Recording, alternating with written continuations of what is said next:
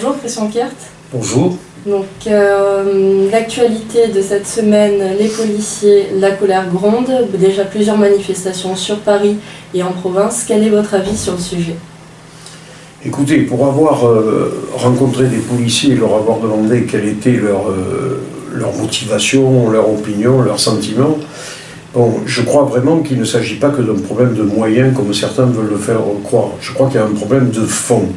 Le problème de fond, c'est que les policiers ne ressentent pas cette autorité de l'État qui est susceptible de les aider dans leur mission. Ils se sentent souvent désavoués, ils se sentent mal aimés. Bon, d'abord, ils ont dû beaucoup donner au cours des derniers mois et je crois que maintenant, on est en train de payer un peu cette surcharge qu'on leur a imposée. Je crois qu'il n'y a pas que les questions de moyens, il y a des questions de fond. Ce sont des gens qui nous disent, bon, on va sur certaines missions avec la peur. Nos familles ont peur pour nous. Bon, et donc il faut qu'ils se sentent mieux secondés, mieux compris. Et puis il y a le lien entre police et justice.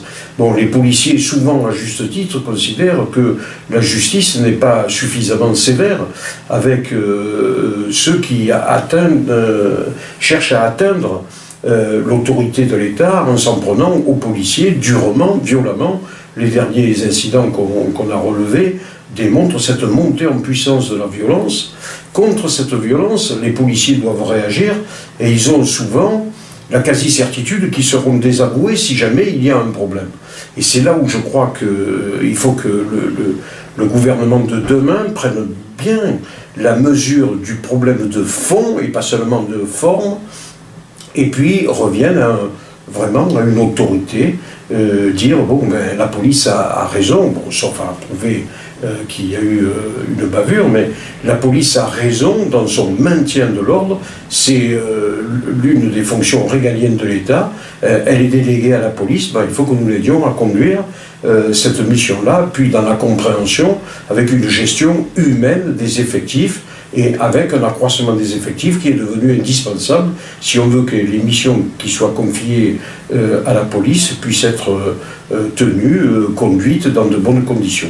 Donc vous êtes pour la hausse des postes Moi je pense qu'il y a un problème d'effectifs qu'il faudra résoudre, et je crois que les audits qui sont lancés en ce moment vont montrer des sous-effectifs à certains endroits où il est indispensable de renforcer les forces de police.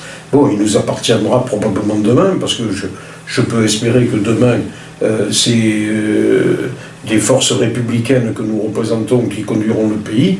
Il nous appartiendra de répondre à cette demande-là, ou alors il faudra faire ce que fait le gouvernement actuel, abandonner un pan de la mission de la police. D'accord. Vous avez déjà visité plusieurs commissariats en termes d'insalubrité, car beaucoup manifestent aussi par rapport à leurs conditions de travail qui sont devenues néfastes. Est-ce que vous avez Oui, quelque chose alors je connais cette problématique, effectivement. Bon, là nous sommes dans les moyens. Bon, il est bien évident qu'il va falloir mettre de l'argent sur la sécurité, qui devient une préoccupation essentielle pour la population. Alors mettre de l'argent, c'est d'abord les effectifs, nous le disions, puis c'est après répondre à un certain nombre de problèmes. Il y a des commissariats, certes, insalubres, il y a des commissariats mal équipés en dispositifs informatiques, etc. Puis il y a le problème des véhicules. Souvent, des policiers me disent que bon, ça les fait presque sourire que de devoir partir derrière une voiture rapide, parce que la leur ne l'est absolument pas. Il y a des problèmes de ravitaillement d'essence, etc. Bon là, dès l'instant où nous considérons que la sécurité est vraiment peut-être devenue l'une des missions régaliennes prioritaires de l'État, il faudra répondre vraiment en termes, je crois, d'autorité, en termes de moyens, c'est bien clair. D'accord. Deuxième sujet maintenant, la jungle de Calais a commencé à être démantelée cette semaine. Pour vous, c'est une bonne chose? Alors, que la jungle soit démantelée, c'est une bonne chose. Est-ce que la solution qui a été adoptée est la bonne solution? Bon, nous exprimons quelques hésitations. Alors, les opérations semblent, malgré quelques incidents dans le courant de cette nuit, semblent plutôt bien se passer, semblent avoir été bien préparées.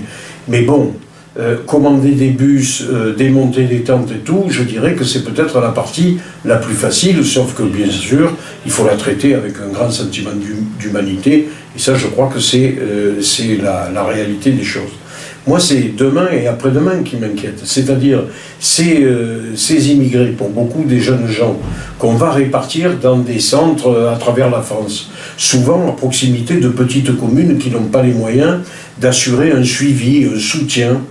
Qu'est-ce que ça va donner? Est-ce qu'on ne va pas avoir des incidents demain dans ces centres répartis à travers les régions? Sachant en plus que ces immigrés ne rêvent que d'une chose, c'est de partir en Angleterre. Donc, est-ce qu'ils ne vont pas vouloir reproduire ce qui s'est passé? C'est-à-dire, est-ce qu'ils vont rester dans les camps? Est-ce qu'ils ne vont pas vouloir remonter?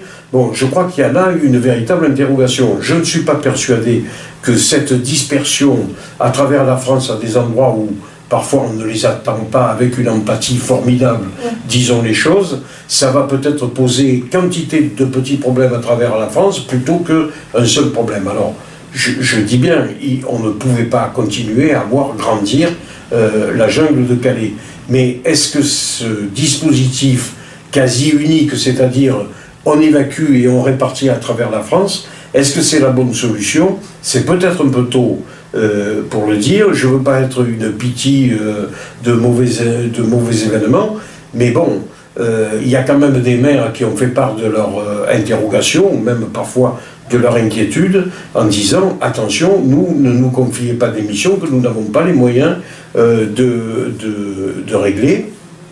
Bon, il y a des mineurs avec leur famille, il n'y a pas que des mineurs orphelins, il y a des mineurs avec leur famille. Qu'est-ce que ça va être que leur vie? Est-ce qu'il va y avoir les équipements scolaires suffisants, etc. Bon là, on n'a pas répondu à ça, et ça c'est l'interrogation pour demain. Là je crois qu'il faut laisser dans la sérénité s'achever les opérations d'évacuation, mais je crois qu'il ne faut pas que le gouvernement se pense exempt d'autres problèmes demain. D'accord, merci Christian Kerr.